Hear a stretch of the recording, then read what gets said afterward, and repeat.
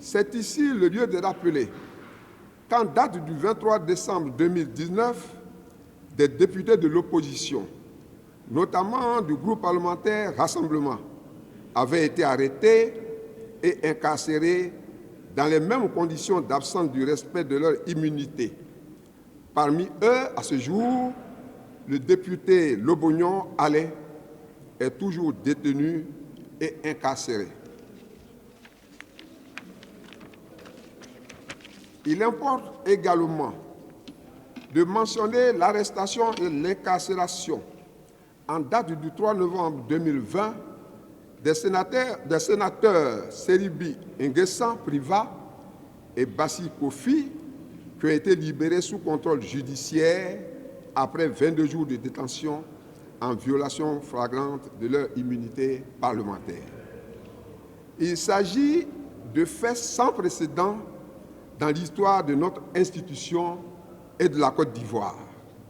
Au demeurant, une correspondance en date du 12 novembre 2020 a été adressée à M. le Président de l'Assemblée nationale par les groupes parlementaires de l'opposition pour lui exprimer leurs préoccupations quant au manque de sécurité de leurs membres.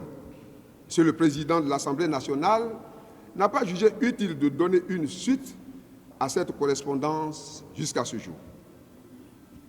Aussi, les groupes parlementaires de l'opposition à l'Assemblée nationale, à savoir PDCRDA, Vox Populi, Rassemblement, saisissent-ils l'opportunité de cette plénière pour dénoncer ces arrestations arbitraires, exiger la libération sans délai des députés en détention et l'arrêt des poursuites judiciaires. Compte tenu de tout ce qui précède, et tout en attendant la libération de leurs membres et la cessation des poursuites judiciaires à l'encontre de ceux-ci, les groupes parlementaires de l'opposition à l'Assemblée nationale, à savoir PDCRDA, Vox Populi, Rassemblement, s'abstiennent de participer aux travaux de la présente plénière. Fait à Abidjan le 1er décembre 2020, les groupes parlementaires de l'opposition, PDCRDA, Vox Populi, Rassemblement, je vous remercie.